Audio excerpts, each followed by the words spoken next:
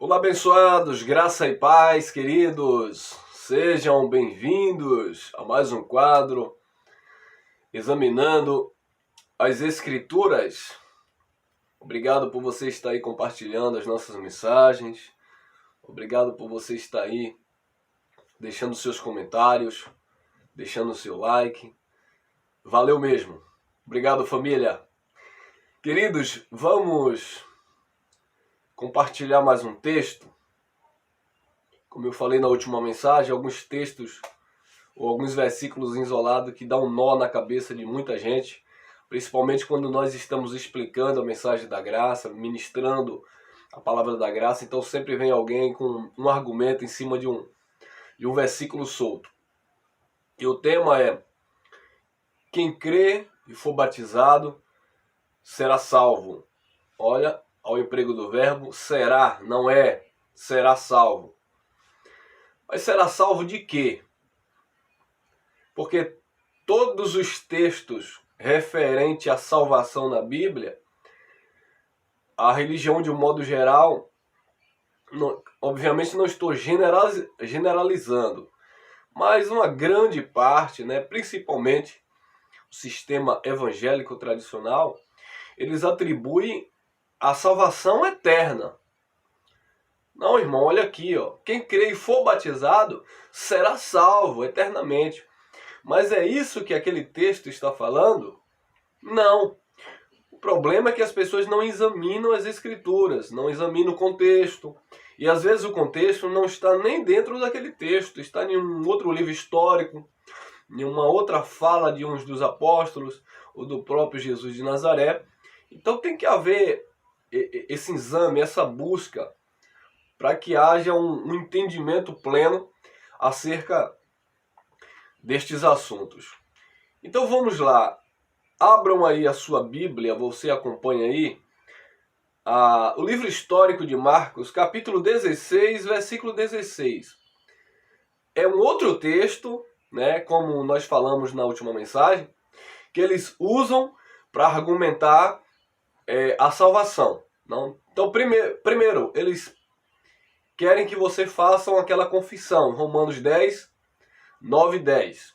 Confessar com a boca para a justiça, confessar com a boca para a salvação, crer no coração para a justiça. Romanos 10, 9 e 10.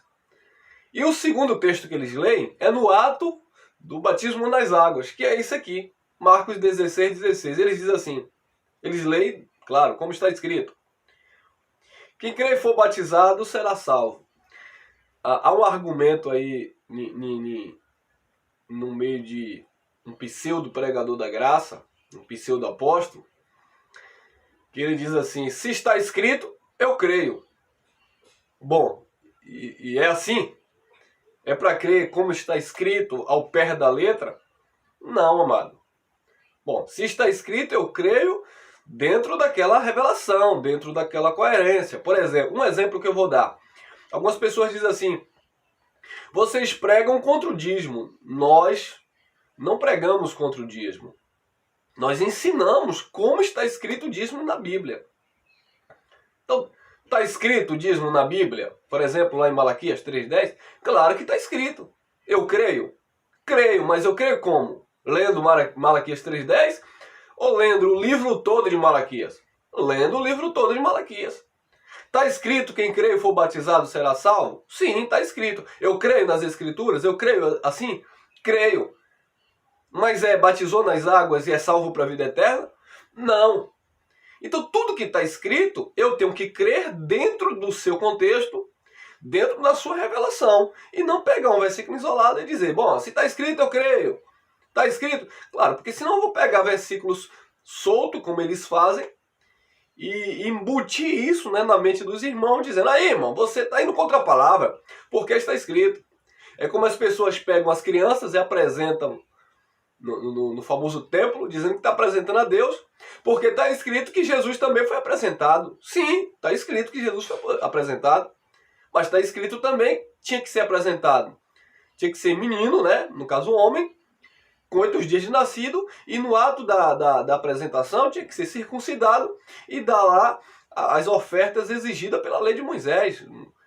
Um par de rolinha e um pombo. E aí? Está escrito, mas eles estão fazendo como está escrito? Não. Então nós precisamos entender isso. Então quem crê e for batizado, Marcos 16, será salvo. Agora, será salvo de quê, irmão?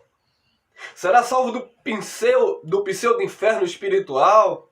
Será salvo da condenação eterna, daqueles que não aceitaram Jesus Cristo? É isso? Claro que não. Então vamos ler a partir do versículo 14, para termos uma ideia, ou um entendimento melhor do versículo 16. Olha o que aconteceu. Por último, então, apareceu aos 11, estando eles reclinados à mesa, e lançou-lhes em rosto a sua incredulidade e dureza de coração, por não haverem dado crédito aos que o tinham visto já ressurgido ou ressuscitado. Então isso aconteceu depois da ressurreição de Cristo. Depois que Jesus ressuscitou, apareceu ali algumas mulheres, as mulheres saíram ali anunciando a ressurreição, muitos dos apóstolos não acreditaram. Depois Jesus se manifestou a 2 homens que estavam indo lá para o campo, no caminho de Emaús, né? E ali eles não entenderam direito. Depois Jesus compartilhou pão com eles. Foi que eles vieram a entender que era o Jesus ali que tinha ressuscitado. Aí por último Jesus apareceu a quem? Aos gentios. Por último Jesus apareceu ressuscitado, com um corpo glorificado, porém um corpo que era palpável, né? Que o próprio Tomé tocou nas suas chagas, na sua ferida.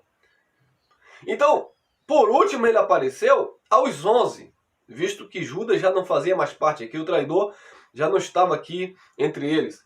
Então, por último, apareceu aos 11, estando eles reclinados à mesa, lançou-lhes em rosto a sua incredulidade e dureza de coração, por não haverem dado crédito aos que tinham visto já ressurgido ou ressuscitado. 15.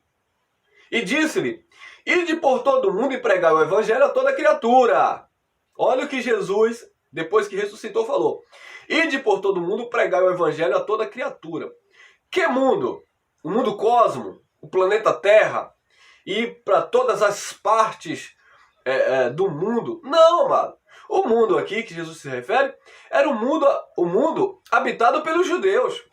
Tanto é que a carta de Tiago, no capítulo 1, no versículo 1, diz: Tiago, servo do Senhor Jesus Cristo, apóstolo do Senhor, enviado às tribos dispersas, ou os irmãos judeus que estavam na dispensação, estavam dispersos, não estavam ali aglomerados, não viram ali aqueles fatos, aqueles acontecimentos ali pós-Calvário. Então essa era a mensagem. Ide por todo mundo e pregai a toda criatura. Era para eles continuar levando essa mensagem aos judeus que estavam dispersos.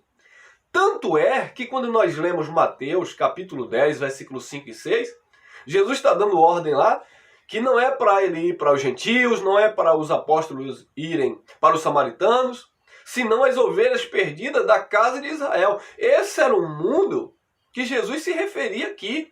Jesus não está falando todas as pessoas da terra, está falando um mundo aqui exclusivamente dos judeus que estavam dispersos. Então ele disse-lhe, ide por todo o mundo e pregai o evangelho a toda criatura.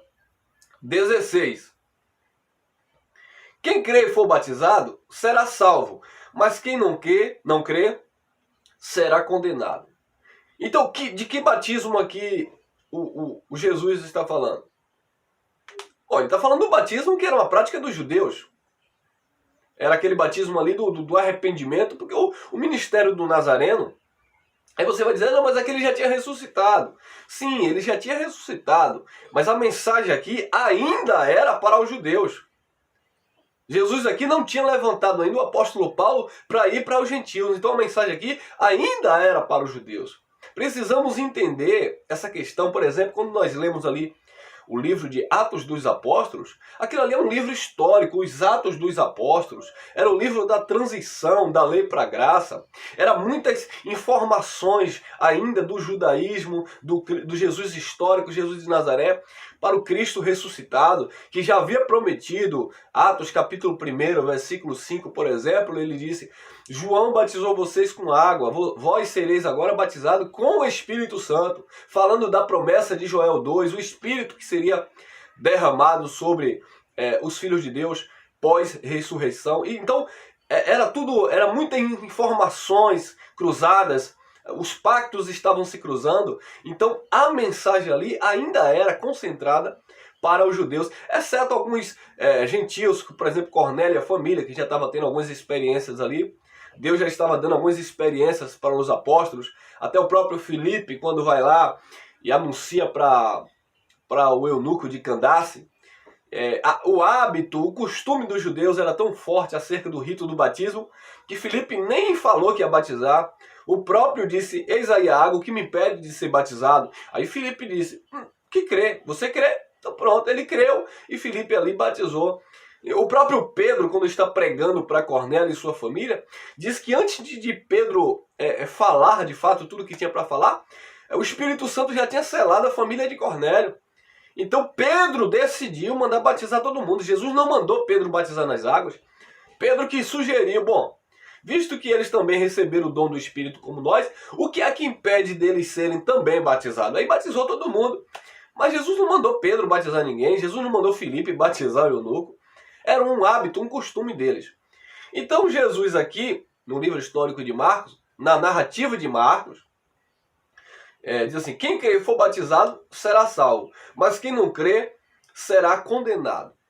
Bom, será salvo de quê e condenado ao quê?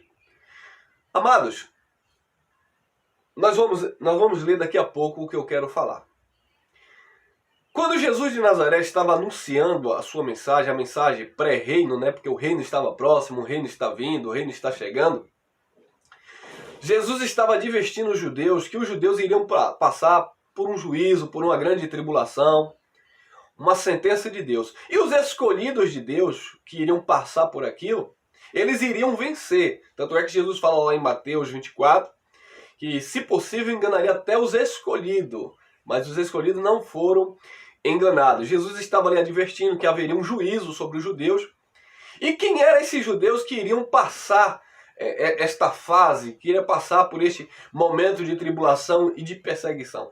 Aqueles que estavam crendo e sendo batizados, que era a mensagem lá do Nazareno e dos apóstolos lá em Israel. Então ele diz: quem crer e for batizado será salvo. Salvo de quê? Dessa grande tribulação, desse juízo que haveria de vir sobre os judeus, que aconteceu no ano 70, com a queda do templo, invasão de Jerusalém, incêndio na cidade, destruiu tudo. Destruiu não apenas o templo, mas historicamente Israel sumiu, desapareceu do mapa. Israel veio ressuscitar como nação agora, recente, em 1948, se eu não me engano. Então, amados, era disso que Jesus estava falando. Quem crer e for batizado será salvo. Quem não crê nessa mensagem que os apóstolos estavam pregando, que Jesus estava anunciando, seria condenado àquele juízo, àquela destruição que de fato aconteceu. E por que o batismo nas águas aqui era esse sinônimo de salvação, livramento? Porque salvação aqui é livramento daquele evento, né, que iria acontecer. Porque esta era a forma, né, que João Batista veio anunciando, daqueles que estariam seguindo a mensagem do Nazareno. João Batista: eu batizo com água para o arrependimento. Então as pessoas, os judeus, se batizavam e estavam ali dizendo: nós estamos agora guardados, nós estamos nessa expectativa, nós estamos no Messias. Esse era o entendimento daquele povo. Jesus diz em Mateus, por exemplo, 11:28, vinde a mim, vós que estáis cansado, oprimido, sobrecarregado, o fardo do judaísmo, sabe? Os fariseus impondo um jugo de escravidão sobre a vida do povo. A lei de Moisés, o ministério de condenação e morte em cima daquele povo, estava escravizando, acabando com aquele povo. Então, aquele povo estava vindo a Jesus através do batismo das águas, através dos discipulados ali dos apóstolos, que era a mensagem para aquele povo, ou seja, para os judeus. Aí o versículo 17, Jesus diz assim: e estes sinais acompanharão aos que creem. Esses sinais iriam acompanhar. São sinais. Ele diz assim, ó: em meu nome expulsarão demônios. Olha, era aquilo que acontecia lá com os apóstolos. Ele está falando para quem? Para aqueles apóstolos. Para quem? Para os 11. Jesus está falando aqui para todo Israel? Não. Porque nem todos que são de Israel são israelitas. Jesus está falando aqui para algum gentio. Então como que eu vou pegar esse texto e aplicar à minha vida? Não tem fundamento. Eu não posso aplicar esse texto à minha vida, bem como eu não posso aplicar o texto de Malaquias 3:10, por exemplo, e qualquer outro texto do Antigo Testamento. Por exemplo, quando Deus diz de Ciro, lá em Isaías 45, direi de Ciro, tu és o meu ungido, eu irei diante de ti, endireitarei os caminhos tortuosos, quebrarei os ferrolhos de ferro, as portas de bronze, dar-te-ei os tesouros escondidos das trevas, abrirei as portas e as portas não se fecharão diante de ti, falando de Ciro. Aí os irmãos, os pregadores hoje, os pastores, pegam esses textos isolados e criam uma doutrina, e embute na mente do povo de Deus como se as pessoas fossem viver de fato aquelas experiências e aquela mensagem que era especificamente para um grupo de pessoas. E não é assim, meus amados. Então, Jesus diz no 17, e estes sinais acompanharão aos que creem. Em meu nome expulsarão demônios. Nós temos falado o que é demônio, daimon no original. Está falando de gênios, de personalidade má. E os apóstolos receberam autoridade para curar essas pessoas, para expulsar esses espíritos, ou espírito mau, esse mal-estar das pessoas. Mas é uma outra mensagem. Falarão novas línguas, que não tem nada com labachuraribicanta, decanto, nébias, nada disso. É falar noutros idiomas. E a confirmação disso está em Atos capítulo 2, quando o Espírito desce e eles começam a falar ali em vários idiomas, e havia ali 14 nações, se não me falha a memória, ali naquela festa de Pentecostes, e todas as nações ouviam, aqueles discípulos, sabe, que não tinham estudos, não tinham nenhum tipo de nível superior, não eram poliglotas, falando em outros idiomas, nas línguas maternas daquelas pessoas, e as pessoas compreendiam, falando de quê? Das grandezas de Deus. Não tinha nada a ver em colocar a mão na cabeça e rodar e dizer que Deus estava mandando lhe dizer alguma coisa, entregando alguma profecia. Não. Então, aqueles que criam, era o que Jesus estava dizendo, esses sinais seguirão os que creem. Em meu nome expulsarão demônios e falarão novas línguas, que eram os idiomas falados lá em Atos dos Apóstolos, bem como lá em 1 Coríntios, que ao tirar do contexto dá outro sentido também. 18. Pegarão em serpentes e se beber alguma coisa mortífera não lhe fará dano algum. E agora? Então se você crê no versículo 16 e 17, por que você não crê no 18? É para você, religioso. Receba na lata. Ah, porque quem crer for batizado será salvo, então eu tenho que batizar. Ok, batiza. E eu falo em outras línguas, porque esses sinais seguirão os que creem. Eu expulso o demônio, porque Jesus disse que eu iria expulsar. Você faz isso? Bebe aí um chumbinho, toma algo aí envenenado. Vai tentar Deus para ver também. E agora vá, viva o 18, pegarão serpentes. Você vai pegar em serpente? Claro que não, meus amados. Por quê? Porque esse texto não se aplica à igreja como doutrina, era para aquele povo em especial aqui, para os 11 apóstolos que Jesus se manifestou depois da sua ressurreição. Não tem nada a ver como doutrina para a igreja. Ele vai continuar dizendo, pegarão em serpentes, se beber alguma coisa mortífera, não lhe fará dano algum. E porão as mãos sobre os enfermos, e eles serão curados.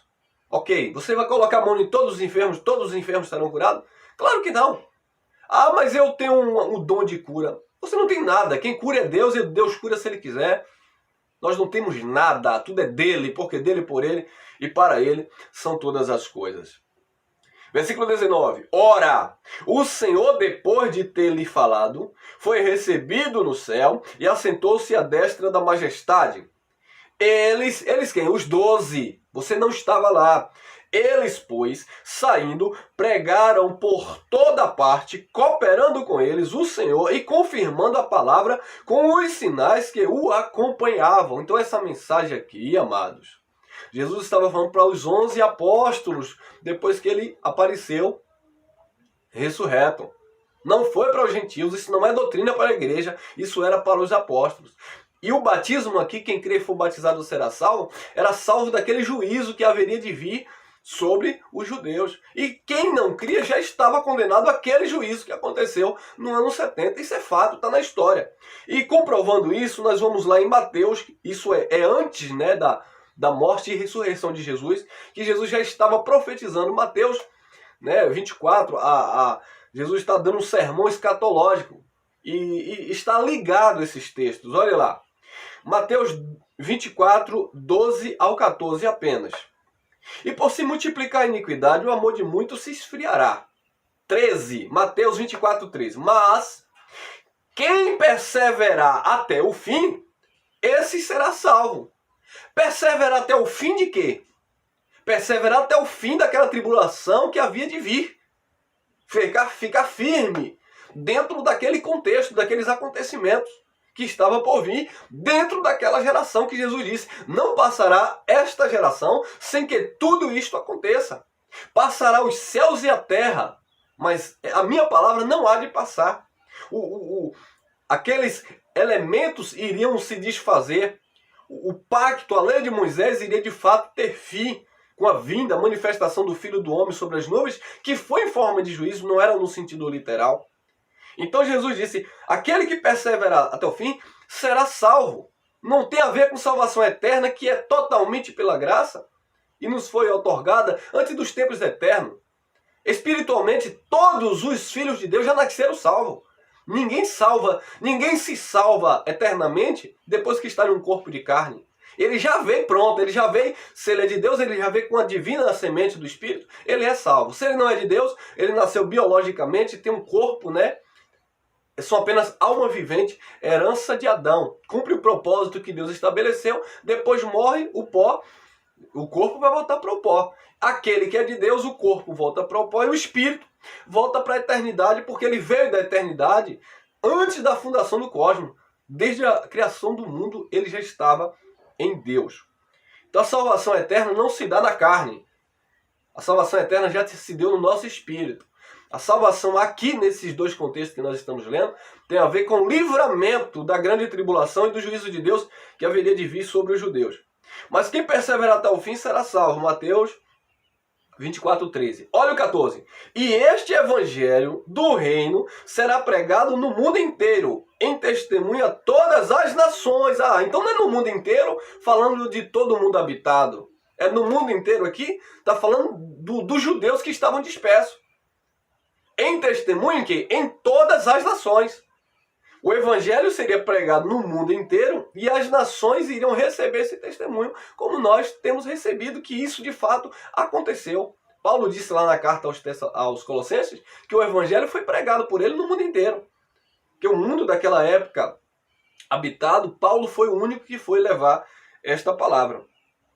E este evangelho do reino será pregado no mundo inteiro, em testemunha a todas as nações. E então virá o fim. Fim do quê?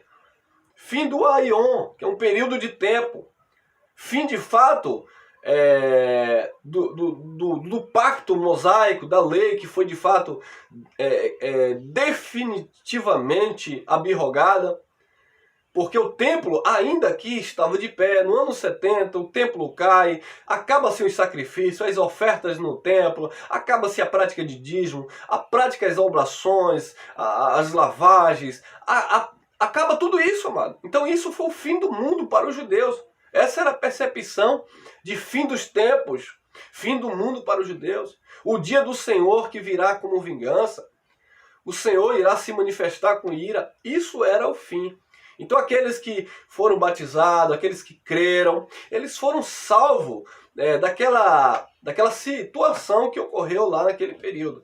Alguém pode dizer: irmão, então há um equívoco aí, porque a maioria dos apóstolos, aliás, exceto João, que ficou na ilha de Pátimo, todos morreram antes do ano 70. Meus amados, eles cumpriram o propósito dele, o tempo pré-estabelecido por Deus. O próprio Paulo, ele achava que iria estar vivo.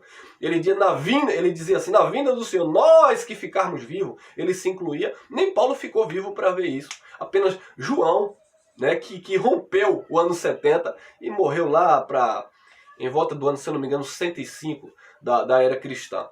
Então, amados, a maioria, né, claro, dos discípulos que receberam a mensagem, que foram batizados, eles também passaram do ano 70. Os irmãos que andavam com Paulo, como Tito, Barnabé, como Timóteo, por exemplo, esses homens aí, eles romperam, eles passaram por isso. Né? Então, observe que todos aqueles discípulos para quem Jesus enviou os apóstolos, muitos passaram desse período. Agora, depois que eles passaram, houve de fato uma sentença.